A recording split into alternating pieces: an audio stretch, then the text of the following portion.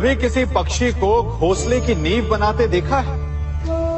अथक परिश्रम करके तिनका तिनका बिटोर कर वो पक्षी अपना घोंसला बनाता है, अपनी संतान के लिए एक सुरक्षित घर बनाता है। और फिर कहीं से तीव्र आंधी आती है, भारी वर्षा होती है और उसका घोंसला तिनका तिनका करके बिखर जाता है। फिर वो पक्षी क्या करता है?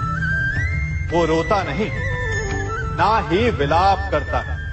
वो बिना विलंब करे फिर से अपना घोंसला बनाना प्रारंभ कर देता है और सफलता पाता है। फिर हम क्यों छोटी छोटी असफलता से भयभीत होकर परिश्रम करना छोड़ देते हैं? एक बात सदा स्मरण रखिएगा, हर वृक्ष कुल्हाड़ी की एक मार से नीचे नहीं गिरता, हर चट्टान घन के एक प्रहार से नहीं टूटती। सफलता पाने के लिए अनावरत परिश्रम करना ही मात्र एक मार्ग है। स्वीकारण, सत्य का स्वीकारण मनुष्य के लिए बहुत ही महत्वपूर्ण है। जब तक मनुष्य सत्य को स्वीकार नहीं करता, उसे असत्य से लड़ने की शक्ति प्राप्त नहीं होती। जब आप भोजन करते हैं तो क्या होता है? आपका पेट स्वीकारता है कि वो भर चुका है और आप भोजन करना बंद कर देते हैं। जब आपको निद्रा आती है तो क्या होता है? आपका मन स्वीकारता है कि आपका शरीर थक चुका है और उसे विश्राम की आवश्यकता है। उसी प्रकार जब आपको किसी व्यसन को रोकना हो तो आपको स्वीकारना पड़ता है कि बहुत हो चुका, चाहे वो लालच हो या मदिरापान। उस व्यसन का त्यागना तभी प्रारंभ होता है जब आप ये स्वीकार कर लेते हैं कि आप उस व्यसन के बंधक हैं। हम में से ऐसा कोई नहीं जिनकी परछाई उनसे दूर रहती। हमारी परछाई सदैव हमारे साथ रहती है। कदाचित हमारी परछाई हमारे कर्मों के फलों का संकेत है। कदाचित इसी कारण कई बार हमें अपनी परछाई से भय भी लगता है, परंतु इस भय से निवारण पाने का एक साधन अवश्य है। वो है सूर्य की ओर मुख करना या किसी प्रकाश के स्रोत की ओर मुख करना, क्योंकि तब हमें हमारी परछाई दिखाई नहीं देती। यदि इसे जीवन के संदर्भ में देखें तो ये प्रकाश का स्रोत शुभ कर्मों की चेतना है। यदि आपके मन में शुभ कर्म करने की इच्छा है तो आपको कभी भी अपने कर्मों के फल का भय नहीं होगा, क्योंकि यदि आपका मन शुद्ध होगा तो आपके कर्म शुद्ध होंगे और शुद्ध कर्मों का फल कभी अशुद्ध नहीं हो सकता। आज मैं आप सबको एक कथा सुनाता हूं। एक दिन प्रातः एक व्यापारी अपने घर से निकला। घर से निकलते ही एक बिल्ली ने उस व्यापारी का मार्ग काट दी। व्यापारी घबरा गया। वो फिर से घर लौट गया और शुभ घड़ी की प्रतीक्षा करने लगा। और जब वो पुनः अपने घर से निकला तब वो वाहन जा चुका था जिससे राजा तक पहुंचकर उसे भेंट देनी थी। राजा को भेंट नहीं मिली। राजा क्रोधित हो गए। राजा ने उस व्यापारी का व्यापार बंद करवा दिया। इस कारण व्यापारी क्रोधित होकर घर पर अपनी पत्नी से लड़ बैठा। पत्नी अपने बच्चों समेत मैके वापस चली गई और उस व्यापारी के जीवन में यदि कुछ रह गया था तो केवल अंधकार। और इन सब का कारण वो उस बिल्ली को मानता रहा जिसने उसका मार्ग काटा था। ऐसा ही एक दूसरा व्यापारी राजा को भेंट देने निकला और उस व्यापारी का मार्ग भी एक बिल्ली ने काट दिया। वो व्यापारी तनिक घबराया, परंतु उसने आगे बढ़ना अधिक उचित समझा। राजा तक वो समय पर पहुंचा। उसने राजा को भेंट दी। राजा प्रसन्न हुए और राजा ने व्यापारी को अपना व्यापार बढ़ाने की अनुमति दी, स्वर्ण आभूषण दी। जब व्यापारी घर पर पहुंचा तो पत्नी को आभूषण और अपने बच्चों को देने के लिए वस्त्र थे उसके पास। हर ओर प्रसन्नता थी। समझ रहे हैं ना, दोनों के साथ एक ही प्रकार की घटना हुई, परंतु दोनों की प्रतिक्रिया भिन्न थी। ऐसा ही हमारा जीवन भी है। हमारे जीवन में प्रारब्ध का अपना स्थान है, परंतु उससे कई अधिक महत्वपूर्ण हमारी प्रतिक्रिया, हमारे सोच का प्रभाव है। क्योंकि यही हमारे जीवन को आकार देते हैं। इसलिए अपनी सोच को सकारात्मक रखिए। आपका जीवन सदैव आनंदमय रहेगा। आप इन दो पात्रों को देख रहे हैं। मेरे इस पात्र में जल है और ये पात्र मिष्ठान से भरा हुआ है। दोनों ही पात्र भरे हैं, परंतु देखिए, मिश्री को जल में मिला दिया, जल ने मिश्री को अपना लिया, मिश्री ने अपना अस्तित्व खो दिया। परंतु जल को अभिमान है कि उसका अस्तित्व अभी भी बना हुआ है। परंतु जो इस जल को चखेगा उसे अवश्य पता चल जाएगा कि ये जल अब वो जल नहीं रहा, ये अब शरबत बन गया। हमारा त्याग, हमारे बलिदान भी ऐसे ही होते हैं। जो इस बात को अनुभव करते हैं वो समझ सकते हैं कि कैसे हमने समय की धारा को बदल दिया। जो बलिदान देते हैं उनका अस्तित्व कभी नष्ट नहीं होता, अपितु उनका बलिदान संसार में कुछ ना कुछ परिवर्तन अवश्य लाता है। हम सभी कभी ना कभी, कहीं ना कहीं अपने जीवन में यात्रा अवश्य करते हैं। हमारी यात्रा में कभी पक्के रास्ते आते हैं तो कभी कच्चे रास्ते। पक्के रास्ते मनुष्य बनाता है और कच्चे रास्ते जानते हैं कैसे बनते हैं? चलते चलते बन जाते हैं।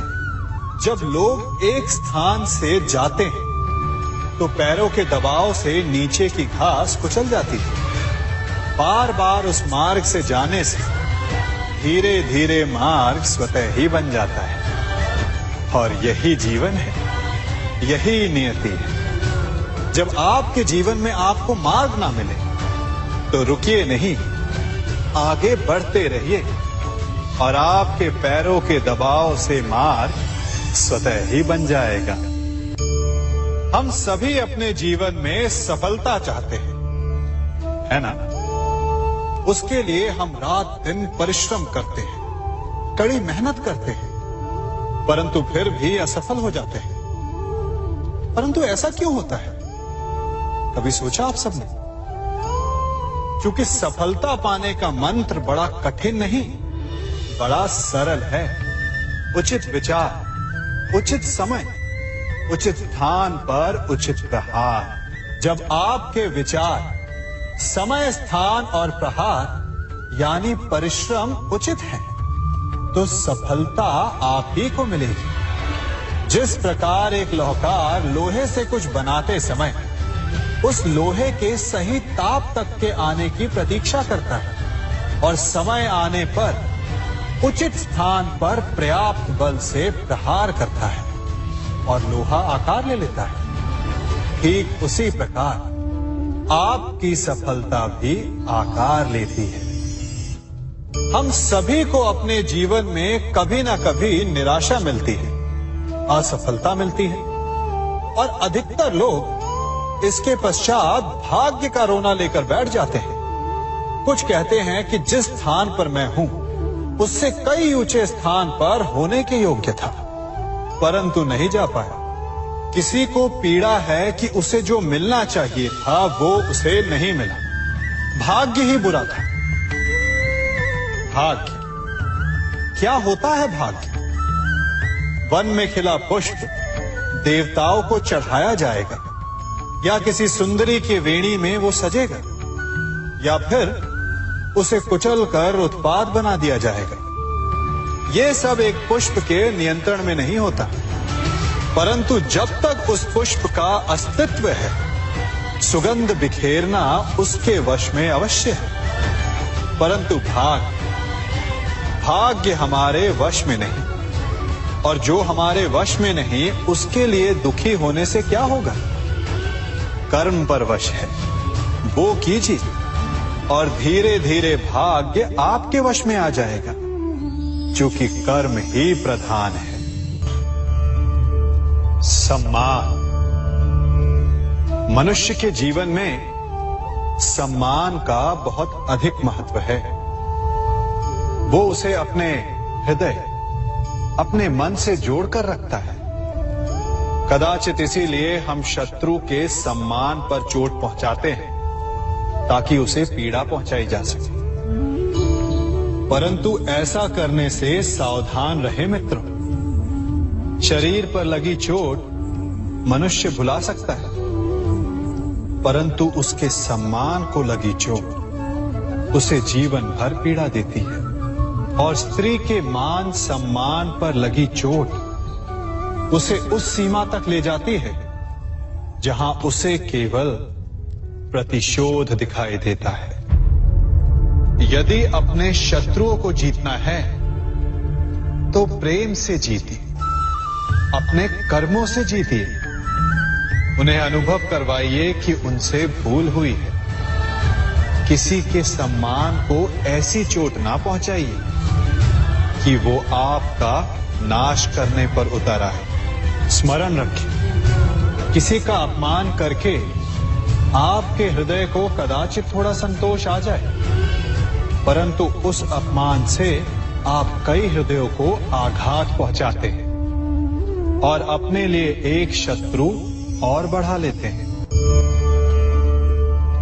हम सब शीघ्र ही सफलता चाहते हैं, ढेर सारी संपत्ति और सुख चाहते हैं, और ऐसे में कई बार हम छोटे मार्गों का चयन कर लेते हैं। वो मार्ग जिनमें परिश्रम नहीं होता, जिनमें होता है तो केवल छल, कुटिलता और भाग्य का सहारा। जैसे कि जुआ। कोई जुए के खेल में धन लगाता है, कोई दांव लगाता है, और ये भूल जाता है कि जुआ ऐसा दलदल है कि जिसमें एक बार गिरे तो सर्वनाश से पहले निकलना असंभव है। यदि आप जीते तो और जीतने की भूख बढ़ जाएगी, और यदि आप कुछ हार बैठे तो उसे पुनः पाने के लिए आप फिर से खेलेंगे। मनुष्य को ये आभास ही नहीं होता कि अपनी संपत्ति के साथ साथ वो अपनी मानवता, अपने संस्कार, अपना धर्म और अपना उत्तरदायित्व तक सभी जुए की भेंट चढ़ा देता है। इसलिए कुछ पाना है तो परिश्रम से पाओ। यदि कुछ जुए में जीता तो वो उतना शीघ्र ही खो दोगे, चूंकि उसे परिश्रम से पाया नहीं गया है, और उसकी रक्षा करने के लिए आपके मन में स्वाभाविक प्रयास भी नहीं होंगे। क्षमा बढ़न को चाहिए, छुट्टन को उत्पाद। क्षमा इस संसार में शांति का, सुख का मूल आधार है। क्षमा आपके मन से प्रतिशोध और शत्रुता जैसे भावों को समाप्त करती है। परंतु क्या हर स्थान पर क्षमा आवश्यक है? क्या प्रत्येक का अपराध क्षमा करने के योग्य होता है? नहीं। कभी कभी उसे क्षमा करके हम उस व्यक्ति को और बड़ा अपराध करने की प्रेरणा देते हैं,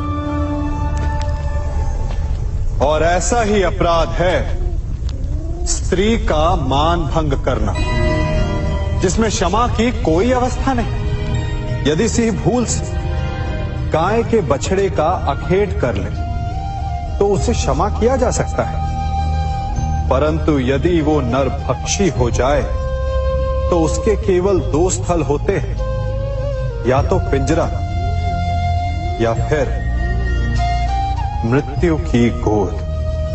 कुछ परिस्थितियों में क्षमा के स्थान पर दंड देना आवश्यक होता है, चूंकि ये दंड का भय ही है। जो लोगों को वो अपराध करने से रोकता है। संसार में सबसे बड़ा क्या है?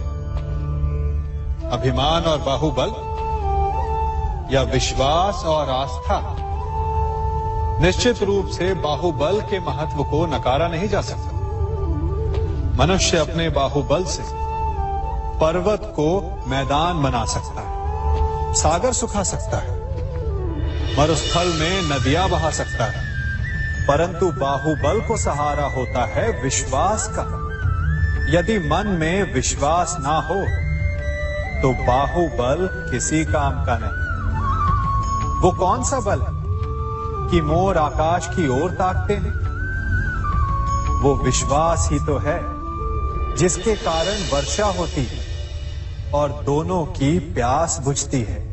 परंतु जब पाप के बाहुबल का सामना धर्म के विश्वास से होता है तो बाहुबल हार जाता है और जीतता है विश्वास। विजय होती है आस्था की।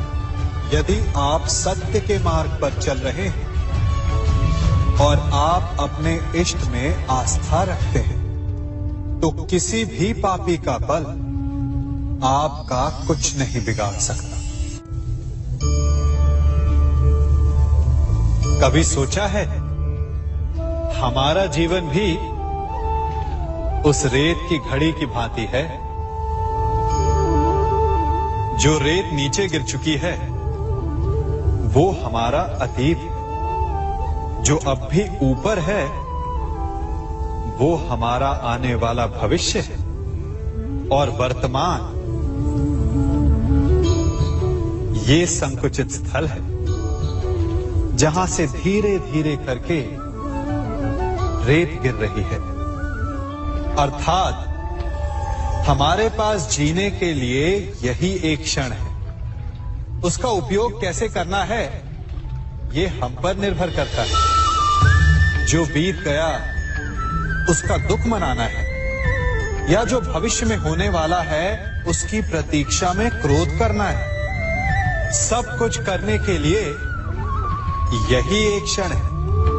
प्रसन्न रहना है तो उसके लिए भी यही एक पल है। प्रतीक्षा करते रहोगे तो ये पल भी भूतकाल में बदल जाएगा। इसलिए आनंद के लिए, परोपकार के लिए प्रतीक्षा ना कीजिए। आपके पास जो पल है उनका भरपूर सदुपयोग कीजिए, क्योंकि इस घड़ी को पलटकर आप फिर से समय अवश्य गिन सकते हैं, परंतु अपना बीता हुआ समय आप वापस नहीं लौटा पाएंगे।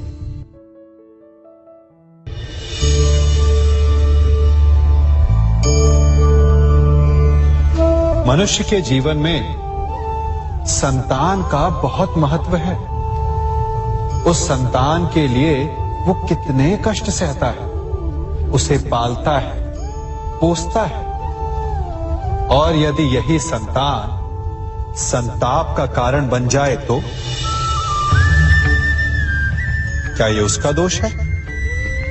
अधिकतर ये दोष हमारे लालन पालन का होता है। बचपन में बालक के हठ को मानकर हमें आनंद की अनुभूति अवश्य होती है, परंतु धीरे धीरे अपने बालक के हठ को मानकर उसके हठ के दास हो जाते हैं। एक हठी उद्दंड और असंस्कारी संतान उस सूखे वृक्ष के समान होती है कि यदि जिसमें आग लग जाए तो वो सारे वन को भस्म कर डाले। और स्मरण रहे, जब उसमें अग्नि लगती है तो सबसे पहले वो स्वयं के घर को ही भस्म करती है। इसलिए जब आवश्यकता हो तो अपनी संतान के हठ का विरोध करें, उसे रोके, क्योंकि यदि समय रहते ऐसा ना किया गया तो भविष्य में इस समस्या के परिणाम गंभीर हो सकते हैं। प्रतिज्ञा, वचन, ये सब मनुष्य ने समाज को सही दिशा में रखने के लिए बनाए हैं। वो मनुष्य ही क्या जिसके जीवन में नियम ना हो, जिनका वो पालन ना करे, परंतु समय के साथ चलने के लिए नियमों को बदलना भी आवश्यक होता है, क्योंकि ये आज का समय ही तो है जो बीत जाने के पश्चात इतिहास बन जाएगा। यदि आवश्यकता पड़ने पर नियम और प्रतिज्ञा भंग ना की जाए, समय की मांग के अनुरूप अपनी प्रतिक्रिया ना बदली जाए, तो इतिहास हमें कभी क्षमा नहीं करेगा। आवश्यकता पड़ने पर आपकी तोड़ी हुई एक प्रतिज्ञा, एक बंधन कभी कभी पूरे मानव इतिहास को बड़े विनाश से बचा सकता है। इसलिए नियम, प्रतिज्ञा, वचन कुछ नहीं, कुछ है तो केवल समय, जिसके अनुरूप चलने वाला ही सफल हो सकता है।